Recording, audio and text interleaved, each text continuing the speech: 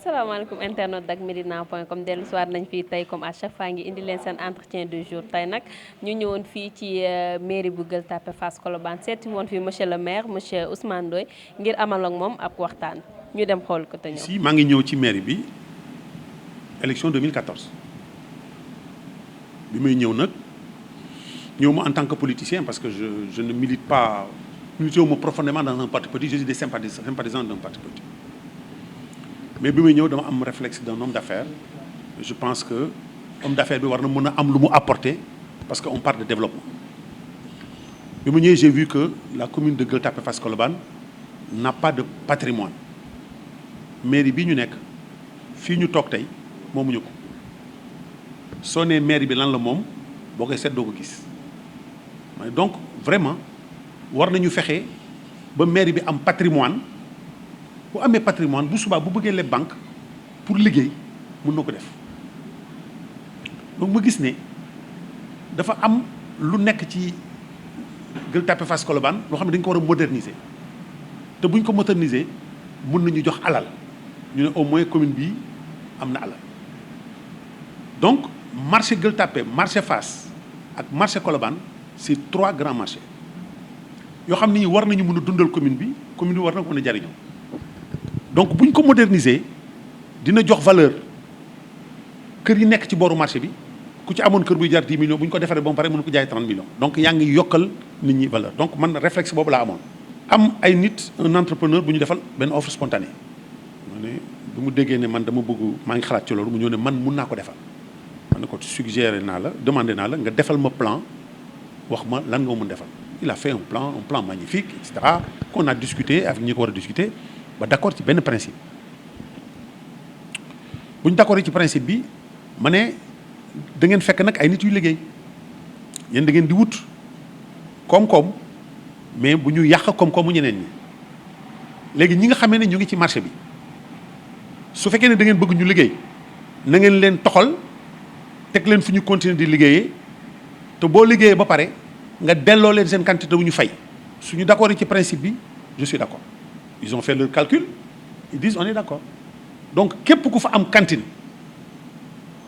bu liggéey bi paree dañ lay delloo cantine yow yaa ngi jëndoon cantine 800000 cantine bi ñu lay jaay 4 millions 5 millions la bi ñu la jox ils l'ont parfaitement bien compris le problème mooy ki moom cantine ak ki moomul cantine le propriétaire de la cantine moom ne moo ko jëndoon kooku da nga koy dédommager mais ki loué woon il n'est pas propriétaire. Est-ce que du loolu mooy le problème. C'est un gros problème mais foofu aussi dama leen woo ci yoon ci benn yoon bu leer yéen ñi nga xam ne da ngeen loué bokkaloo nekk ki nga xam ne moo ko moom loué la ko mais du ma leen xañ damay woo promoteur bi mu ñëw ma ne ñii nga xam ne ñoo fi doon liggéey nag lañ leen joxal ay prix yoo xam ni bokkul ak prix ñeen ñi te ñoom bu ñu bëggee bala ñuy jaay kenn nañ leen jaay. Est-ce que vous avez compris ça? Mais oui s'ils ne comprennent pas c'est ce que j'ai dit je l'ai dit à toutes les télés dans toutes les radios mais problème bi c'est pas ça. Sur les 500 à peu près commerçants 400 et quelques yi dem mu am fa une quarantaine bu fa des mais il faut ñu dédommager leen voilà la question nañ leen dédommager benn deuxièmement fi ngeen ñu teg bëgguñu ko mais aw ma feneen fu ma leen teg te nag parce que aw ma fu ma la teg yow nga ne kenn du defar dëkk bi mu baax mais c'est un non-sens aussi sa morom yi ils sont 450 nangu nañ ci toog mais yéen vous êtes 20 vous dites duñ ci toog. parce que arrangé wuñu parce que ci canal bi la parce que dafa war a xeeñ suba parce que nangam voilà la question moi depuis 9 mois je négocie sans arrêt pour leur faire comprendre que seen intérêt c'est de sortir d'ici ñu defar liggéey bi ñu dellu soit jël seen yëf ñi nga xam ne ils sont pas propriétaires je négocie avec le promoteur et eux ñu defal leen des prix préférentiels bu ñu paree ñu dem seen teranga amul lu compliqué maintenant nag da ngay des fois da ngay toogum yaa nga ne est-ce que les gens ils ne refusent pas le développement parce que mënu ma comprendre man ma am loo xam ne 800000 laa ko jëndee woon bu subaa ñu jox ma bu bees tàq buy jar 5 millions te diggante boobu dinaa la wut fu ma la teg nga fay jaay nga ne ma bëgguma mais da nga may dédommager parce que foofu te ils oublient que dédommager mënul am parce que foofu ñu nekk suuf si moomuñu ko c'est un patrimoine de la commune. avocat bi wax na la ñuy wax ak ñoom fekkewu ma ko parce que c'est leur avocat mais ñoom dañu arc-bouté si posture nañ ñu dédommager parce que loolu la ñu ko foog ne moo am et je leur ai toujours dit vous perdez du temps ñu ngi toj marché bi toj nañ genn wàll gi mais ñëw leen te nag malgré que toj nañ ko tey bu subaa je dis aux promoteurs ñoom ñëpp ñi nga xam ne c'est des locataires nañ leen arranger ah je n'accepterai pas sama njaboot lañ bokk de ak lu ñu mën a def mënuma leen xarab parce que ci sama njaboot lañ bokk dama leen war a défendre da ngay biir sa biir kër da ngay am doom bu ës am doom bu mën a dégg mais du tax nga xarab ko donc ñoom mën naa nangu ñu revendiquer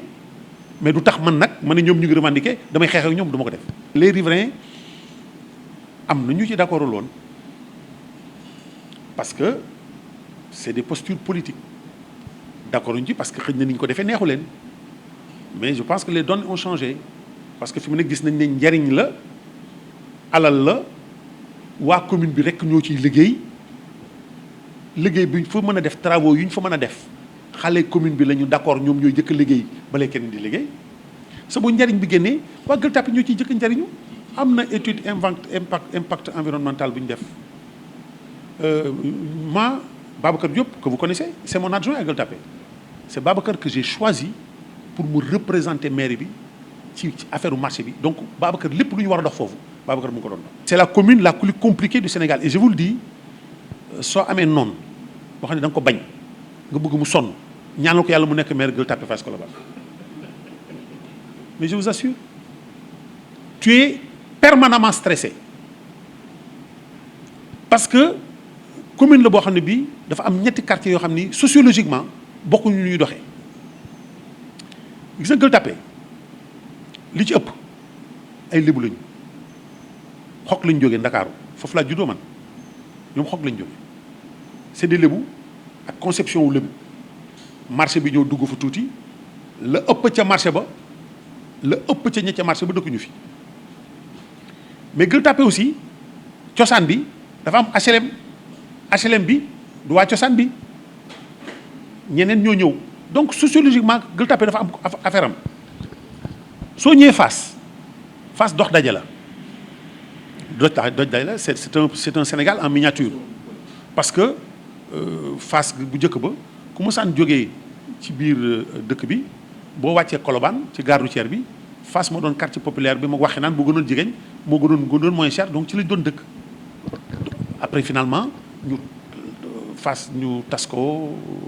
defar ay bâtiments yu bees ay nit ñëw jënd wala luye fi donc ñeneen ñu bees la donc beneen société c'est une rencontre de culture nga dem Colobane waa xok yi lébu yi ñoo nekk foofu en partie mais marché bi inondé na leen et marché bi 90% des marchands ils viennent de l'intérieur donc ku nekk ak sa perception ak sa façon yow nag yow en tant que maire nga war a gérer ñett yëpp tu n'as que des problèmes c'est très compliqué et ils sont très exigeants des fois même tu te poses des questions yoo xam ne doo xam noo koy waxee ils sont trop exigeants mais c'est comme ça aussi la vie maa nangu woon jiitu il faut que j'accepte que les gens critiquent lu nekk la noo wax mais la vérité finira toujours par triompher. Regret c'est trop fort moi je regrette jamais rien mais je t'avoue que c'est très difficile je regrette pas man du ma regretter et puis dama gëm destin. J'ai commis beaucoup d'erreurs parce que dama nekk novice dans le milieu. Politicien bu dugg dans le milieu politique, c'est ça? waaw je suis rentré dans une mare à crocodile te bi muy dugg j'ai pas pris suffisamment de nu ñu koy taxee seen tenue yi ñuy sol pour xeex ak crocodile voilà je suis rentré dedans ak sama pantalon ak sama simis donc damay neex a jam quoi damay neex a machin mais si c'était à refaire tey bu ñu delluwaatoon 2015 non mun naa bàkku ne je serai l'un des meilleurs maires